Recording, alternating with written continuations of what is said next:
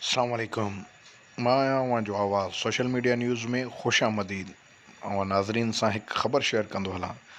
लखी गुलाम शाह में रमज़ान अल मुबारक बाबरकतनि जो महीनो शुरू थींदे ई रोज़े सहरीअ जे लाइ मुख़्तलिफ़ अंदाज़ में पंहिंजे सवाब ख़ातिर ड्यूटी सरअंजाम ॾींदे माण्हुनि खे रोज़ा रखण लाइ सहरी टाइम निंड सुजाग कराईंदा आहिनि। पर लखी गुलाम शाह शहर में सालनि खां रवायती अंदाज़ पिणु हलंदड़ आहे, जॾहिं त हिन जदीद दौर जी सहूलियतूं हूंदे बि पंहिंजे रवायत खे क़ाइमु रखंदे सहरी जे लाइ सुजाग करण जे लाइ लोह जो घंट वॼाए ऐं दर दर ते वञी माण्हुनि जो दर खड़काए घर जे मुख जो नालो खणी सॾु कयो वेंदो आहे।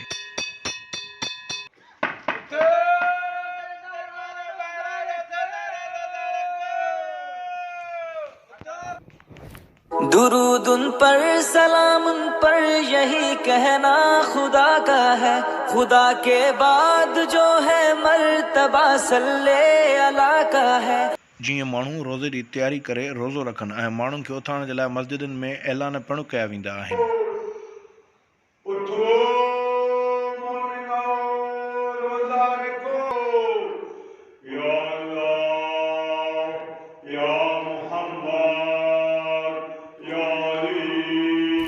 दुरूद उन पर सलाम उन पर यही कहना खुदा का है, खुदा वधीक इहे ड्यूटी सरअंजाम ॾियण वारा असां सां मौजूदु आहिनि, उन्हनि सां हलवल कंदासीं उन्हनि जो इन्हनि बारे छा चवणु।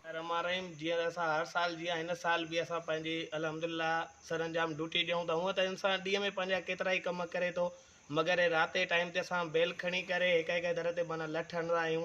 उन खां अलावा ॿियो संगत असां सां गॾु आहे, जेके असां सां हलंदा आहिनि हर साल उथारींदा आहियूं हिकु दर ते वञी करे सॼी पूरी लखी जी एरिया असां घुमींदा आहियूं। कलाकु सवा असांखे लॻी वेंदो आहे। मस्जिदनि में लाउडनि जा ऐलान बि थींदा आहिनि। उन खां अलावा असांजी सॼी संगत हलंदी आहे हिकु दर ते बग़ैर के हिसाब जे सरअंजाम जी ड्यूटी ॾींदी। असां वटि बेल बि मौजूदु आहे, संगत बि गॾु आहे, हिकु जो दरवाज़ो असां खड़काईंदा आहियूं। अल्हम्दुलिल्लाह पोएं साल बि असां ड्यूटी ॾिनीसीं, हिन साल बि असां ड्यूटी ॾेई रहिया आहियूं बग़ैर के हिसाब जे। इंशाअल्लाह हयाती रही त असां जेको नेकीअ जो कमु करे रहिया आहियूं, हिनखे काफ़ी अरसे खां काफ़ी सालनि खां ई असां पंहिंजो सर अंजाम कमु ॾींदा रहूं था पिया। काफ़ी अरसो थियो आहे इहो ऐलान कंदे कंदे वक़्तु गुज़री चुको आहे। असांजी उमिरि हिन एज ते अची पहुती आहे।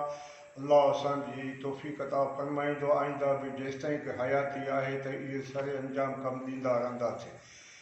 जी नाज़रीन, जीअं त मीडिया सां ॻाल्हाईंदे हिननि जो चवणु हुयो त माण्हुनि खे रोज़े जे लाइ निंड मां सुजाग करण लाइ असां सालनि खां ड्यूटी बग़ैर कंहिं फ़र्क़ जे सरअंजाम ॾींदा रहूं था ऐं माण्हुनि खे रोज़े जे लाइ निंड मां सुजाग करण लाइ असां दर दर ते वञी घंट वॼाए दरवाज़ो खड़काए सुजाग कंदा आहियूं ऐं शहर जे मुख़्तलिफ़ मस्जिद में ऐलान पिणु कया वेंदा आहिनि। कैमरामैन तुफ़ैल सां गॾु अवां जो आवाज़ सोशल मीडिया न्यूज़ शिकारपुर। وبصوم غد نويت من شهر रमजान, मैंने रमज़ान के इस रोज़े की नियत की।